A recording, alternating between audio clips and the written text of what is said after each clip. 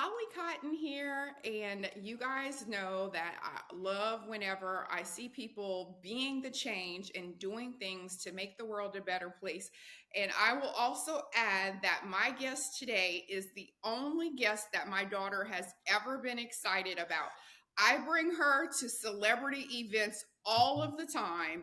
I've had huge people on my show before, and she is so unimpressed with everyone. But I tell her I have Summer coming on my show, and she's like, "Oh my God, I know him on TikTok."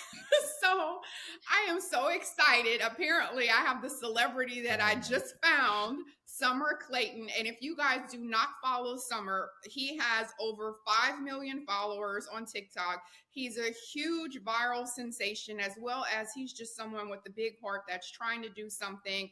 His Instagram and TikTok are all official Your Proud Dad. And we're going to go into hearing his story and, of course, how he's trying to use his voice to inspire and motivate and be the change in the world. So, welcome, Summer. Thank you, Holly. It's really a pleasure and a blessing to have you be taking the time out of your day to interview someone like me. I always hear people say, "Oh, he's viral and this," and it always makes me like shrivel back a little bit because I'm trying to always continue to remember that God has blessed me with this platform. And so when people are like, "Oh, you're this or you're this angel," and I'm like, first of all, I'm so far from perfect, and secondly, this is not even anything that this is all God blessing me with this. So I'm really trying my best. But I will say thank you. I really appreciate it. Yes. Okay. So I know that you've told the story 1,000 times, and I hate to ask unoriginal questions, but before we get into the Okay. Holly Cotton Okay. questions, because I want people to know what you are doing Right. and kind of understand how it Okay. started, why you're doing it. So I've listened Right. to the video 1,000 times as well. I've heard your story on numerous platforms, but this is the first Okay. time you're Yeah. on Holly That's Cotton fair. That's fair. Conversation, Summer. So tell us about how you just decided one day to pick up your hmm phone, your camera, and start making videos, hmm and like what paved the way to start Okay. that? I think it's a little bit of, that's a good question. Like, hey, how did this start? And I've had people ask me that throughout different parts of my journey. And, as I was just telling a friend of mine, as I grow in this journey, I'm always adding and tailoring and culling and just trying to figure out what it is that caused me to move in this direction and what were some of the motivations that did. I think when I started earlier in life or earlier in this whole process, it was a lot of pulling from my prior experiences with my peers and with my family as well. And it's funny because sometime in 2021, maybe 2022 is when I first started to get some sort of media traction. And that was my first time. And they were all asking me, "How did this happen? How did this happen? How, what motivated it?" And all that sort of stuff. And, at that point in time in my life, I was still struggling with some of my past hurts. And so I had to constantly think to myself, okay, you are doing this out of past hurt, you are doing this out of past anger, you are doing this out of altruism, just the want to help and help others and love on others. But you have to be able to grow and mature. And I have grown and matured over time, just being able to see all sides and all sides from perspective. So just as an aside, Holly, this portion of the questioning is the hardest for me because I'm talking directly to you this time. It's the hardest for me because there are a lot of things that I kind of pull from that give me the motivation or the desire or the want to be able to, I would say, pour into someone else's life. Whether it be, at my youngest ages, there were times when I didn't have the best relationship with my mom or my dad, or even with my peers. They didn't always like me, or I didn't always feel welcomed or loved or accepted.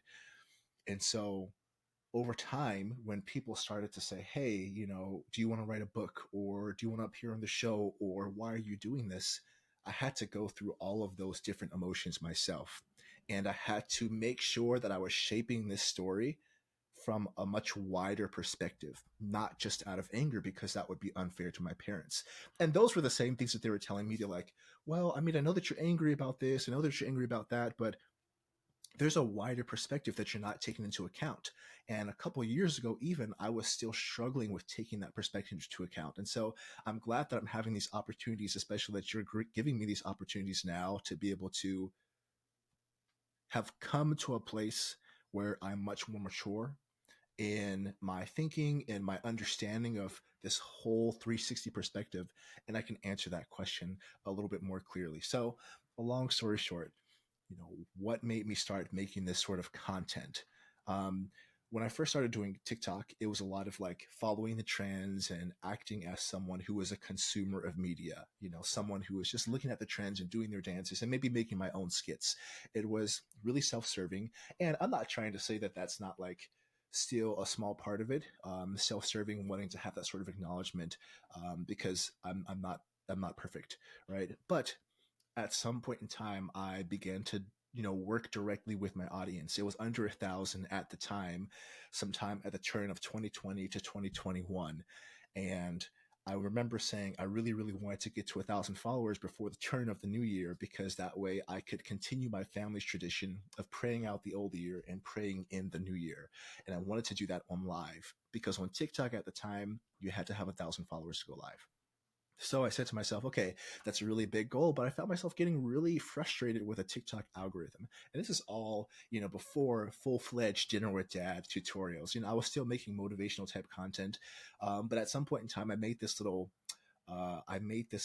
challenge with my followers. It was kind of like poking fun at them, like, hey, I wonder if I'm not able to grow as fast as I thought I would, I wonder if I can get them to leave very quickly. And so we had this running joke on my platform. I would say, okay, it's time for you guys to go, get out of here. And then it would kind of switch and turn into like, okay, well, I hope you guys have an awesome day. I would leave a plate of food in front of the camera. That was probably the very beginnings of Dinner with Dad.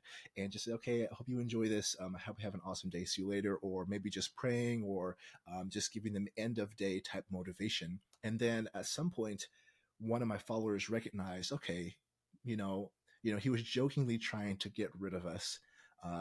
But now he's giving us more of these motivational type of content.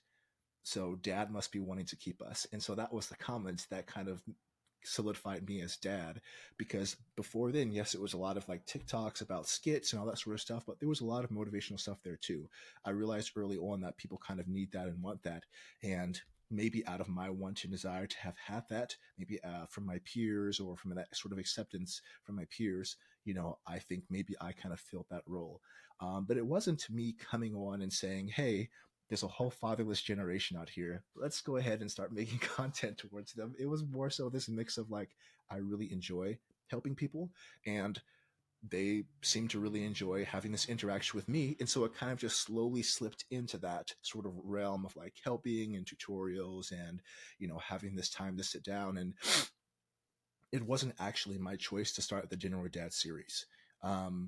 There was one commenter that said, hey, Dad, can we have dinner together? And in my mind, I'm like, I don't know what this means or how to do this. But okay. And that was my first one. I had just gotten, sorry, at the time, I'm dealing with some like stuffiness. Um, at the It's weird Yeah. season right now. Is it winter? Is it summer? Is it not? Go ahead. Okay. So at the time, I was living in Norfolk, Virginia, and I remember this very vividly. One of my friends had come over, and so let me back up a little bit. Before the Dinner with Dad, kind of going into the new year, I didn't quite make it to 1,000. So I would continue the content that I would. And at some point, I would start doing tutorials about hygiene. And so I started with, how to brush your teeth, how to floss, how to shave. That was my first viral video, how to shave. It just went extremely viral, and people started to add me and follow me left and right, left and right, left and right. And so I would go down that sort of path of like, your daily chores, like or how to clean your bathroom, or how to cook, or activities of daily living. And that was at that point, some point there, someone asked me, hey, can you teach me how to shave, or can you dad, can you have dinner with me? And so I was like, okay, I don't know what this means, but being in Norfolk, Virginia, and my friend was over at the time because he was traveling. I think he was traveling through. He was doing this like cross country trip where he was headed back up to where he lived, I think in the Midwest at the time. And so I was one of those stops. He said, "Hey, can I stay with you?" I'm like, "Oh, sure, no big deal." And so I remember going out to this Chinese place in Norfolk, Virginia, one of those Chinese places that are on the corner, where you're kind of like, okay, the more rundown the place looks, the better the food is. The better the Yes. food. And yeah, it was a really good place. Out of all places, I got some really good Chinese food in Norfolk, Virginia. But that's aside from the point. I brought it home and I set my little camera up. And at the time, I didn't have a ring light or anything. I also don't have a ring light, but I make sure that I'm in good lighting. But, you know, put it up and just propped it up against my counter and just opened up my food and just put it up there and just kind of walked through a check-in, just a virtual check-in, and posted it. And people started to respond immediately, and that was the second swell. And from there, it just started to grow not out of control, but just wildly.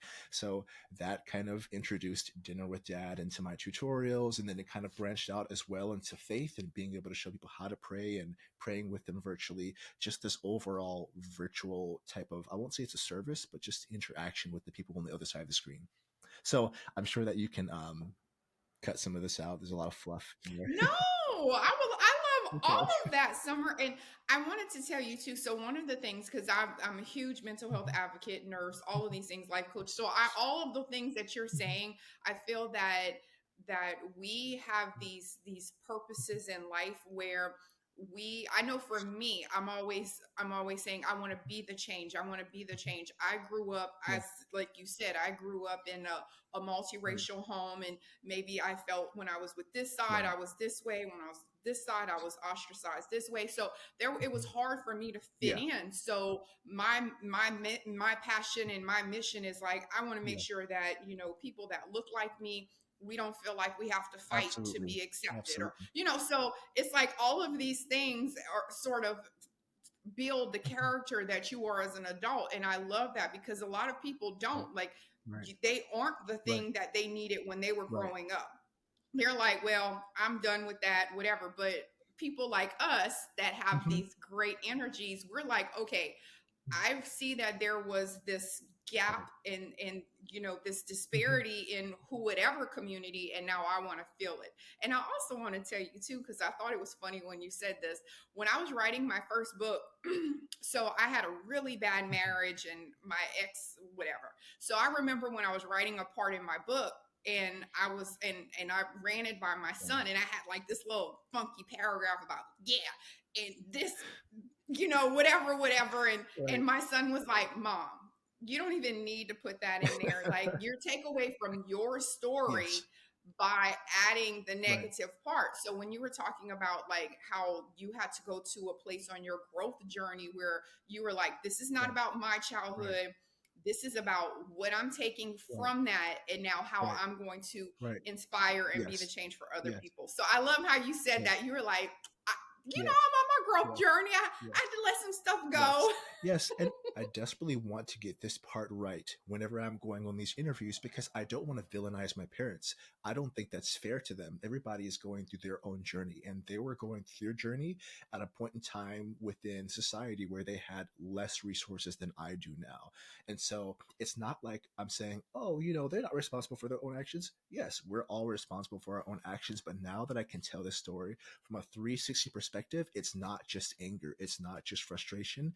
There is some like, hey, I recognize this happened to me from my parents' side, from my peers' side, just in life, and they had these certain consequences. But I also recognize that these people, my parents, my peers, they're human and they're people too. They are going to make mistakes. And if I continue to internalize those things, I'm worse for the wear.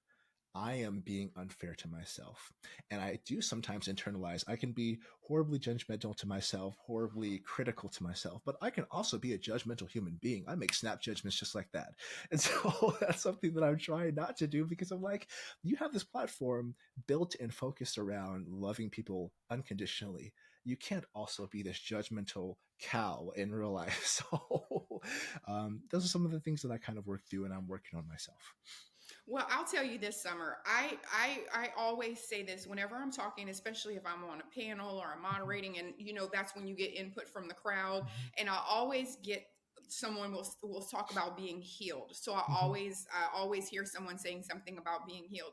And my rebuttal to being healed is that there is no such thing as being healed. Hmm. There is something called healing. And every day you have to make an intentional choice to go Right. through that healing process. So yesterday's Holly Cotton, listen, I'm trying to be a Right. better person, but sometimes that those triggers will come out Yes. and you're like you said, you're like judgmental or you're this or whatever it is. It might be a trigger. I didn't say I was healed. There's no Yeah. such thing. It's a every day I'm trying to be better than who I Yeah. was from the person I was Hmm. yesterday, the Yes. person I was last year. So Yes. it is it Yeah. sometimes it pulls you back and you're just like, Right. it's like you pull the scab off or something and Hmm. you're like, oh, hold on, I Yeah. forgot that's not where Yes. we Yeah. are. Yeah. Yeah. I completely agree. And I was talking to the people that I was staying with, the people that are, I'm very close to them. They're basically family for me. But I was talking about how God will start a work in us and he will continue that on to completion. And even though right now I may be continuously picking off those scabs and reintroducing hurt and, addressing those triggers and maybe being triggered and acting out of the character that I'm supposed to display, I can look way back years from where I am now and say, oh, that's a little bit of growth right there, just like you were saying. So, Yeah, that's why I'm yes. like, okay, so hold on. I didn't punch them in the face today. You know what? That's growth. That's Right, to me, right. healing is, just being better than Mhm, yesterday or being able to mhm. deal with something that happened Yeah, yesterday a little bit better today. So we're yes, working on ourselves, Summer. yes, Y'all stop absolutely. judging us, okay? We are works in progress. Yes, absolutely, absolutely. So, one of the things that I wanted to ask you about, Summer, is I feel that when people have a platform where they get a Mhm, huge influx of supportive people, you mhm, always got the haters, you mhm. always got the little trolls, you always have these negative people that want Yes. to come on and Mhm, destroy all the yes. positive that you have built. So, have you had any encounters with that along your Yes. process? Yes. When I first started making these videos, people thought that my voice was really weird. And they also kind of like compared me to someone who was like a pedophile. They put me in that category. And I was like, okay, first of all, I can't change my voice. This is how I sound. But also, I can see where people are coming from. The thing is, when you put on this sort of role and you take on this sort of role, which by the way, over the last 3 or 4 years, I've definitely had conflict with. As an aside, I'm like, man, Summer, like you are someone who is consistently supposed to be pointing people towards Jesus Christ. And it comes with the package that if you are on this platform, people are going to start to idolize you in some way, shape, or form. And that makes me incredibly uncomfortable.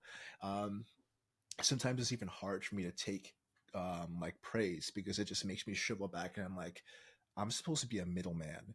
When people say, oh, I feel so comfortable when this person comes on the screen. I feel so loved. I'm like, the only way you can feel that is because of Jesus Christ's work in my life that causes me to act into more and be more good and be more Christ-like. That's what you're seeing. So I always want to point people from here where they see my content or where they're experiencing this depth of desire and loss to Christ, the one who can fulfill that. And so he's working through me. And so just as an aside, that's kind of one thing that I've been struggling with when I have the Your Proud Dad name. It's like a dad is very, very personal to a lot of people. And oftentimes, sometimes in society, when you have someone who is kind of fulfilling that role or trying to role play that role, because that's what it is, right? When I do my dinner with dads or my point of view videos, it's just another form of role play. And it has a really negative connotation in today's society, but therapists use it all the time. It's very effective. So when you're taking on this kind of role of a father or a parent, and your audience is usually people who are much younger than you, people may get uncomfortable. It's very personal for them. Now, I wish they wouldn't have gotten that uncomfortable when they started calling me such horrible names, but I didn't let that get to me because I knew that the overwhelming majority of support was very, very positive. My first interaction with a string of comments that were negative was when I looked onto Reddit, and never go onto Reddit for any reason. But there were some people who were like, "Oh, this is weird. Oh, this is creepy." And now that I'm kind of scrolling through comments on Instagram, I'm like, "Oh, I see it more often." And part of me is like, "Hmm," but the other part is like, I don't care. I just keep moving forward." So No, and I yeah. do that. Like I keep pop-ups on my phone Hmm. because I hate whenever someone pop up, Instagram pop-up Yeah. notifications, because I hate when someone comes and comments on my post, because Hmm. I do have a ton of people that follow me. I have Hmm. kids that follow me. Yeah. I have a initiative for my Yeah. newest book is Affirmation Anthems for Yes. Teens. So I have teens Yes. following me. I cannot have some nasty comment about Hmm. whatever, a sexual comment, whatever it is, Yeah. under my stuff. And so people Yeah. are always like, well, why do you? And I just go in, I delete it. Yeah. I delete it, Hmm. because I'm like, you know what, where I am on my growth journey, Summer, on my growth journey, I don't even Yes. care. Like whatever someone says, like Yes. someone commented not long ago, they call me the Joker because I have they said my smile, I had a Joker. Hmm. And now Hmm. 2 years ago, Holly would Hmm. have went, this Holly just deleted the comment, because That's right. people feed on negativity. So if they Yeah. see that one negative comment, Yeah. guess what? The next person Yeah. that's scrolling through those comments, they're gonna be like, she does look like this, Yeah. or she Yeah. does, whatever, whatever. And then they'll just Hmm. keep going because they just need Absolutely. that, I don't know, Absolutely. whatever it is, Absolutely. validation. But you Yeah. ain't getting it on my Absolutely. post because we keep it Yes. positive. So straight Absolutely. delete. But Right. that's part of the growth right there. Just Yeah. not getting into it with someone. Because sometimes Right. they say stuff and it's just like, who you talking to? I completely agree with you. It's a little bit of a war in my mind too when I think about, okay, there's some healthy discourse going on in the comment section. I do not hide the fact that I'm a Christ follower, and I make that a portion of my content. And there's a large portion of people who don't really agree with that, right? And so there's this discourse sometimes about people who are debating faith and debating theology. And sometimes I let it go on. Sometimes if I feel like it's becoming a little bit more poisonous, I swipe that baby away. And also there are some people, I have much less tolerance for these type of commenters. I see people all the time who are like, "He's not your real dad. You're being so weird and you're being so like cringy." And I'm just like, don't attack other people who maybe need this for a little portion of their life. I As much as I like to have people who are continuing to support me and my following and platform is growing, I think there's also a bit of joy as well when the numbers start to go down or people start to say, "Hey, I'm ready to leave." I'm like, cool. You don't need this anymore. You have your own community. And at the end of the day, that's what I really want, is someone to say, "You know what? I have learned what I needed to learn. I have experienced what I needed to experience. I've let go of what I needed to let go of. I've come to know Christ. I've have the confidence now to grow my own community and to have people in real life, because this is not real." And they're off the platform and they don't come back. And that makes me really excited. So, but just to go back, the title of this podcast should be Growth Journeys, because definitely we're in right now. It's a process. It's a process. And you guys, some of the videos, just to give an example, because I want you to go and look at Summer's content as well. But some of the videos are very like he'll have where he's sitting down, like he said, with the dinner with dad. So he sits down and then he'll have a plate for himself, and then he fixes a plate for the person that's watching the video. And then he'll say something like, one of the videos I saw, you were like, okay, so tell me something good that happened today, and then tell me about an obstacle that you had to overcome, or something like that. Don't quote me. I know Mhm. I'm No, it's not that's something right. No. general like that. And so, and then he'll then he's like, okay, let's tell me something good. And then he Yes. pauses, and then gives that person an opportunity to talk to him and Right. interact with that video, even though it's a video and it's not Yep. live. And Yep. so, I think that's a great way to do it. And then also, I think that you do a great job with navigating, because sometimes we can be over holy or over religious, and Mhm. sometimes they have those people, like you said, that are teeter tottering. Maybe Right. they're a Christian, but they're not a devout Right. Catholic or whatever. Right. So Right. sometimes everyone loves Jesus. I always say they have their own relationship with Right. Jesus. Right. I'm not pushing it, or I'm not judging you because you didn't. But I love that you do have some of those, like you said, the educational videos that don't Right. have anything to do with Jesus. And then you Right. have some like, okay, now here we go. So you have Yes. a great mix Yes. of it. Yes. Yes. I figured out earlier on that I was not drawn to the same style of social media ministry that some other creators are. Some other creators make that the focal point of their platform. And some other creators kind of dance around the subject because they're a little bit worried. I'm kind of in the middle. And I'm going to continue to obviously talk about my faith and make that a portion of my series, because right now I'm in the middle of creating an outline for the year, and I'm divvying up my categories. And this is a little bit of behind the scenes that people don't really know about. I'm divvying up my categories, and I have one that's like personal development or faith and personal development. One is like maintenance and life skills, and the other one is like health and hygiene, or health and wellness. And so those will be the topics that I kind of move through week to week to week to week to week.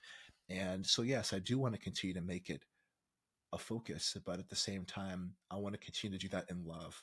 I don't want people to look at me sharing this amazing gospel, the good news of Jesus Christ, and feel hate. I don't want them to feel hate, right?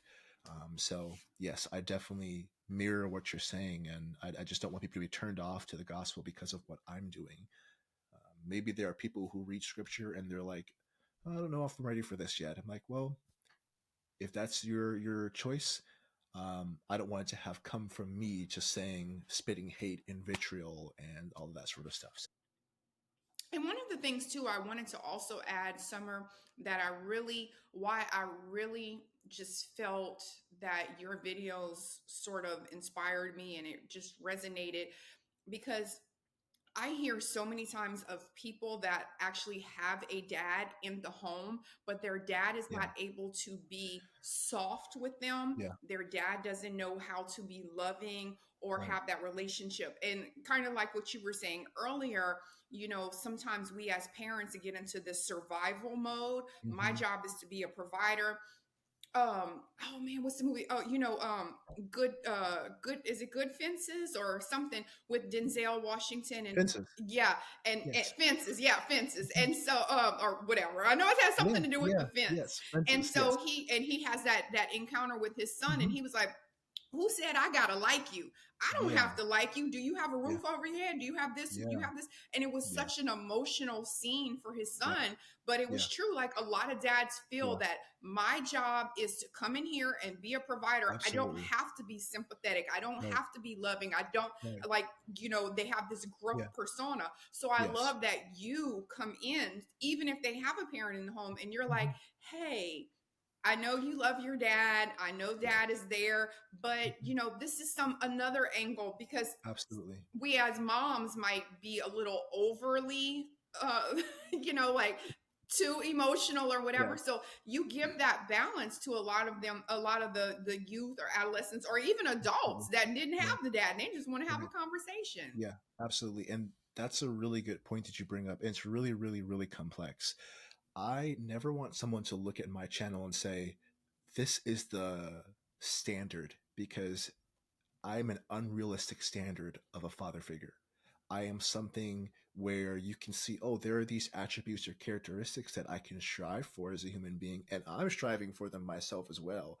Being more loving, being more patient, being more open and accepting, right? Um, Being able to take a step back when I am frustrated, being able to be attentive and an active listener. Those are the things that people sometimes are missing from those parents that do have to take on more of a provider role. And I want to be careful not to villainize those parents either. And that's not exactly what you're doing at all.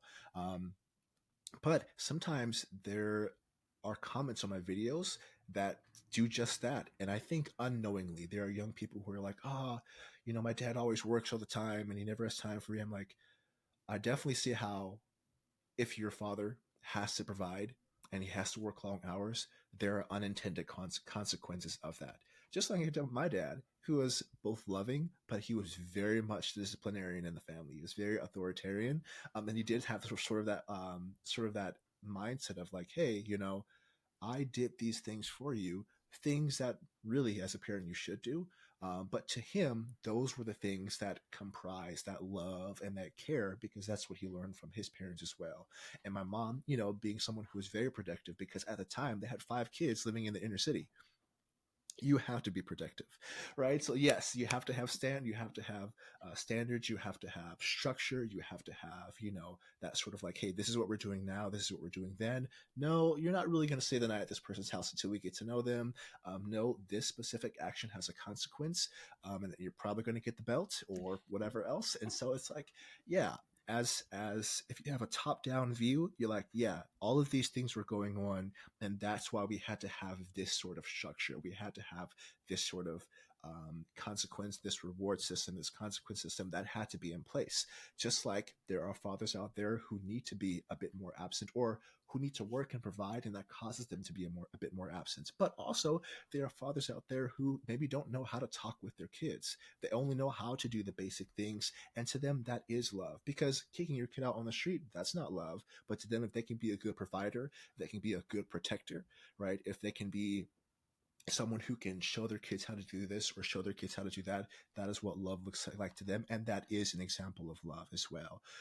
It's just that nowadays sometimes kids need a bit more of a well-rounded approach, and as we're moving out of this like hard lifestyle and discipline version of parenting and into more gentle parenting, people who are my age, who are probably got the belt or the switch, are now trying to learn how to be a gentle parent. There's a lot of growth in that too. I see people on on social media all the time who's like, man, they're coming out with this gentle parenting stuff and it's not working. And I'm just like, well, it is. It's working. It's a little bit rocky. It absolutely is rocky. But I had a perfect example of that. So, when we started to grow up and we started to head out of high school into college, my parents before then, probably 3, 4, 5 years before then, had lessened up.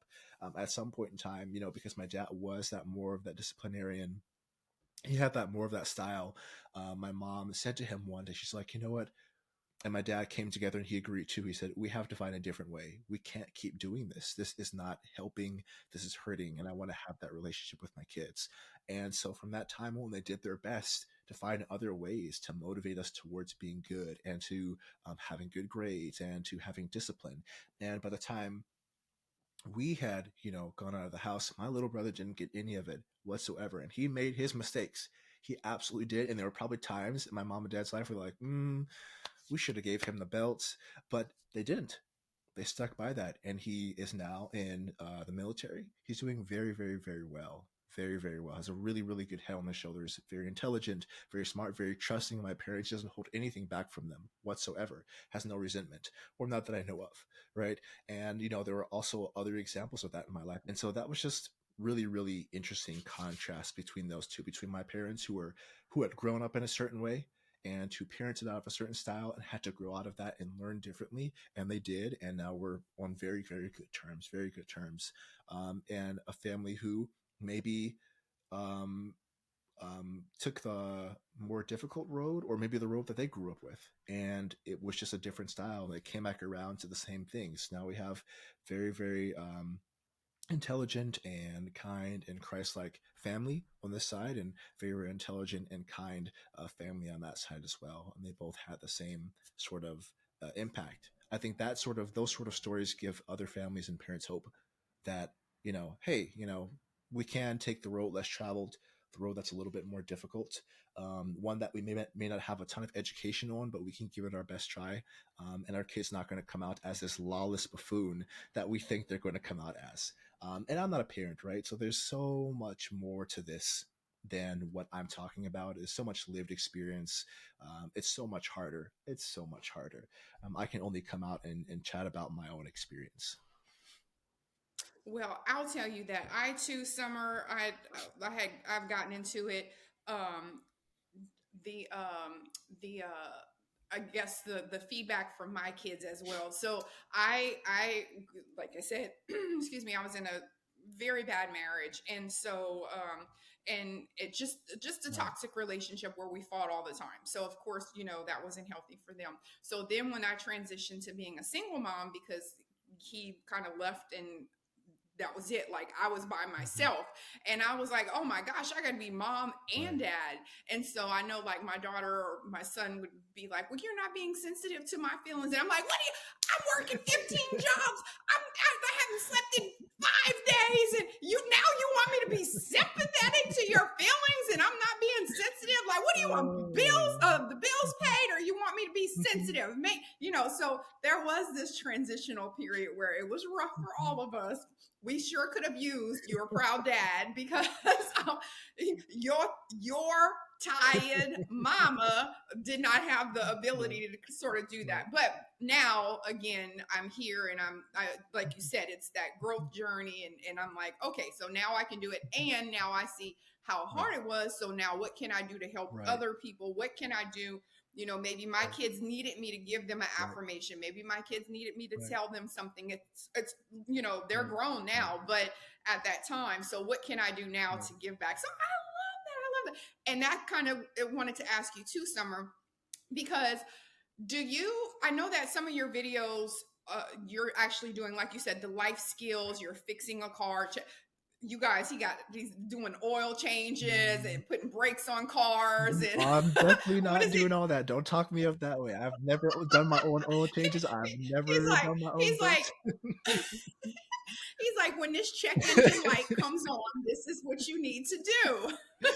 So So how did you learn the things? Like, was that something you learned on your own? Were those, some of those Right, things that now you're trying to show right, other people things that you learned on your right, own, or were you taught those things and you realized they were important, or right, was it because there was a gap that you right, didn't learn those things until later right, in life and you're trying to educate other people? How do you pick the topics that you want to go right, in and be like, hey right, guys, let me show you how to right, do right. So this is a this? perfect example of that, like parents can be this and they can be this, right? So to many kids, their parents, when they're growing up, it's so interesting. Like as a kid grows from being a child all the way to an adult, they're, as a kid up until a teenager, they're just kind of rebelling, like, oh no, my parents, get them out of here, get them out of here. Then as this young adult, they're like, oop, I don't know as much as I thought I did.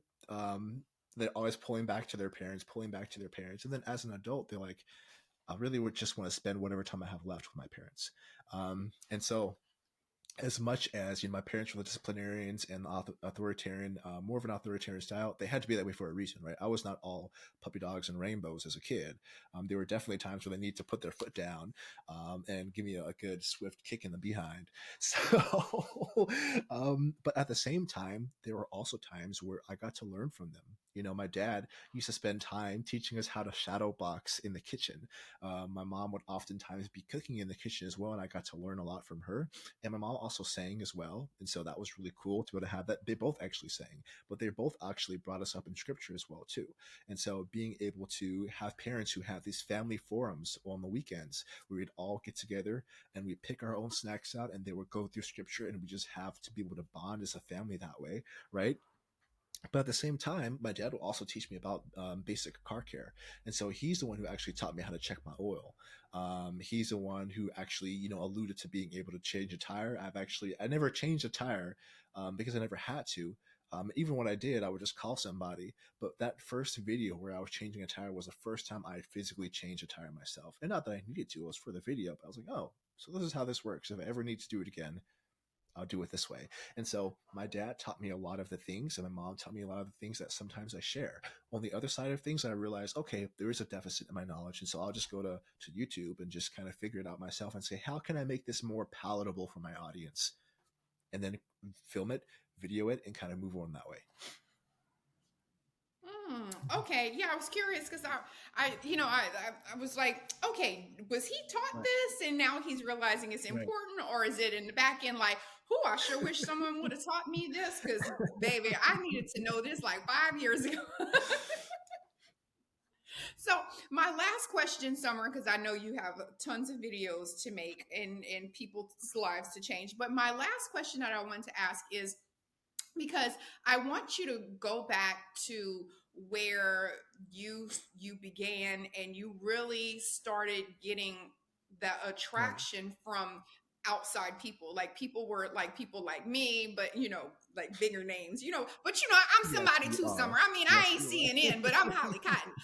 So so like whenever you started getting people that wanted you to come on their show or wanted to write an article about you or wanted to collab, what was the first thing where you were like, OMG, this is huge. People are really Right. seeing me on a national level. This is something Right. big. Like, rewind and tell us about what that source or media or whatever was where you were like, you Right. know what? Y'all gonna put some respect on my name now. Okay, so I don't know if I'm quite there to the put some respect on my name sort of attitude. I'm not there yet. I don't know if I'll ever get there. But there was one point in time where I'm like, I may be I may be bona fide. Maybe at some point, I may be there. So I remember on TikTok, I had around close to 2 million people who followed me. And I wasn't very big on Instagram, but I had already had a much larger following than a lot of people do. And I was wondering why it wasn't the case that I wasn't quote unquote verified on TikTok yet. Because at the time, verification on TikTok was a bit more of a social reward. When you got that blue check mark by your name, it meant that you were someone at that point. You were putting enough attention in your content that TikTok recognized you as a valuable creator, et cetera, et cetera, et cetera, et cetera. Right. And now people can purchase verification on Instagram, but they can't really do that on TikTok. And now that I've come around to realize, okay, well, verification doesn't really have as much to do with who's who. It's just more so you are who you say you are. If you're a notable figure, you're verified, whether you pay for it or not. If you're notable, you have that sort of check mark on your account. And so at that time, I was like, okay, well, I don't know when it's going to happen, but I do know that I have this platform, so let's just keep moving forward. And it was kind of frustrating at some point in time to be like, okay, well, there's this creator that just started and now they're verified and I don't quite know why. And at the time there were a lot of black creators on TikTok who were like, we're very valuable and notable, why aren't we getting the same recognition and acclaim as other creators were? And I tried my best not to get swept up into that. But the first time that I could see that, I was like, okay, there's some movement here, wasn't when I reached around 2 million. It was more so when, so there are these curator accounts on Instagram, people who just pull videos from everywhere and post it to their accounts. And their account is like this hub for wholesomeness, right? Someone did that to one of my videos. They took it off of TikTok and they placed it on Instagram. And from there, it just took off.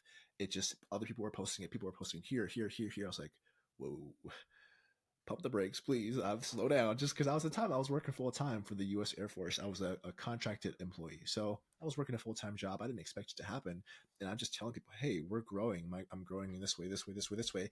And then I got this call from a little known creator called Rachel Ray, and she was like, "Hey, so we've seen your content. We'd like to have you on the show." And that never materialized because I think they wanted me to not take on any other engagements until they had made up their minds. And I was like, I mean, I know you're Rachel Ray, but I'm probably not going to say no to like CNN or NBC. But like when I got that call, I got the call and I'm coming back to my coworkers at the time. I'm like, hey, I just got a call from Rachel Ray. And they're like, what? I'm like, yeah. And so very, very, very surreal. And throughout that whole process, you know, whether it was Rachel Ray or NBC or Tamron Hall, it was just a huge blessing. And at that point, I'm like, okay, people are now starting to see it. There is a platform and there's a target, and whether that's good or bad, it's there now. And at that point, I was like, okay, now it's starting to happen. And even most recently, 6, 7, 8 days ago, I had around 70,000 people on my Instagram, and now I have 160,000.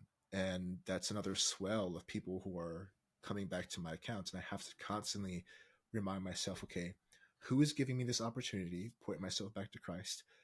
Okay, how can I solidify and be the character, or be of the character that I should be? And then how can I not let my followers down and my supporters down and my family, which is what I call them now, my family down, and put the time and effort into my content that it deserves?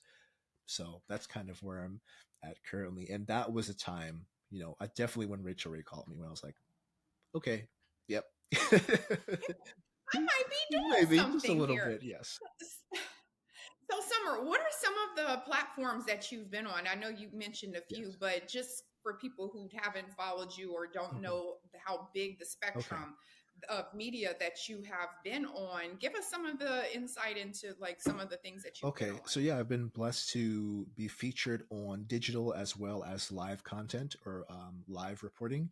So I've had some of the digital content would be CNN or Board Panda or Upworthy. Those were probably the biggest three. And then my alma maters covered me, Ball State University and Minot State University.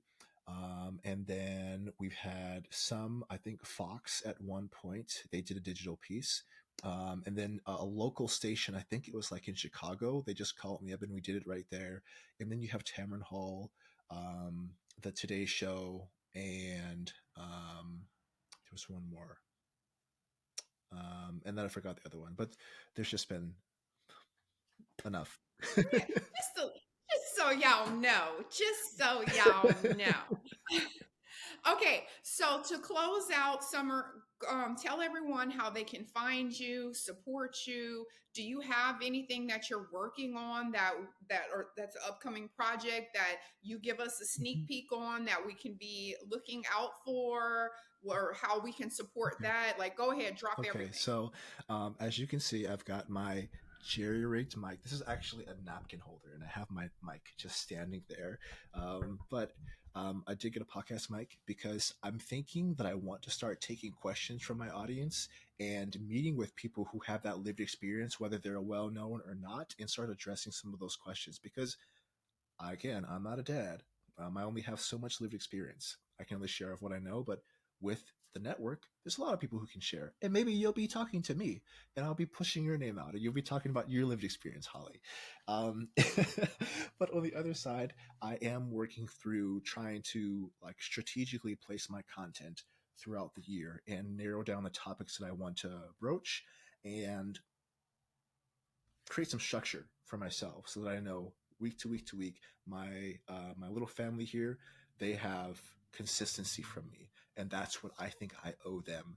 And then lastly, I kind of want to start doing my own passion projects. I'm very into photography and I really love storytelling, and so being able to share more of those would be really really really cool. And I think there's one more thing that I can't remember, but I think that's enough. If it's enough now. Do you have a book? I don't have a book.